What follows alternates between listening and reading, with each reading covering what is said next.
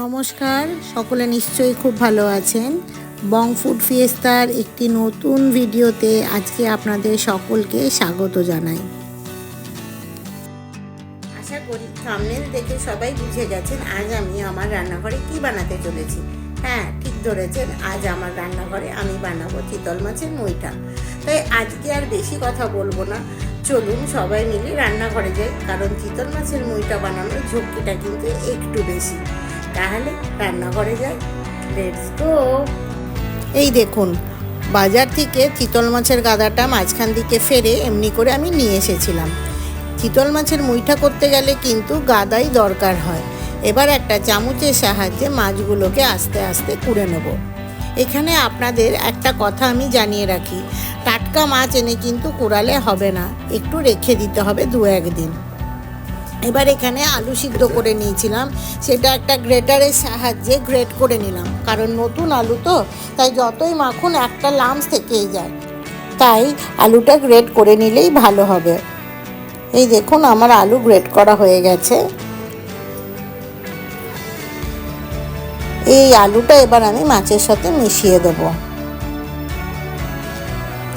তারপরে এখানে দিয়ে নেব বেশ কিছু গুঁড়ো মশলা, যেমনি এখানে দিয়ে দিলাম ছোটো চামচের 1 চামচ জিরে গুঁড়ো, স্বাদ অনুযায়ী লঙ্কা গুঁড়ো, সামান্য হলুদ গুঁড়ো আর স্বাদ অনুযায়ী লবণ।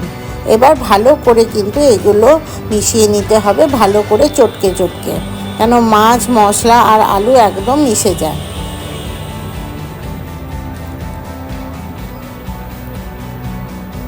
এই দেখুন, আমার মাছটা কিন্তু মাখা হয়ে গেছে।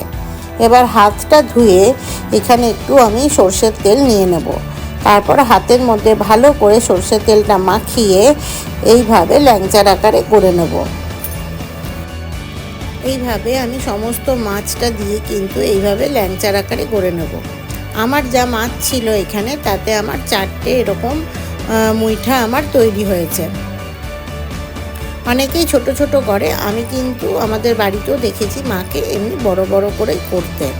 এবার একটা কড়াইতে জল নিয়ে নেব, জলটা গরম হওয়ার সাথে সাথে এই মুইঠাগুলো আমি এই জলের মধ্যে ছেড়ে দেবো। ওদিকে মাছগুলো সিদ্ধ হতে থাক, এদিকে আমি একটু পেঁয়াজ, আদা, রসুন আর টমেটো কেটে নেব। এখানে আমি 4টের মতন পেঁয়াজ দিয়েছি, যার 2টো আমি রসুন আর টমেটোর সাথে ব্লেন্ড করে নেব ব্লেন্ডারে। এই দেখুন, পেস্ট করে নেব। এদিকে আমার মাছ কিন্তু সিদ্ধ হয়ে গেছে। এবার বাকি পেঁয়াজগুলো কুচি কুচি করে কেটে নেব।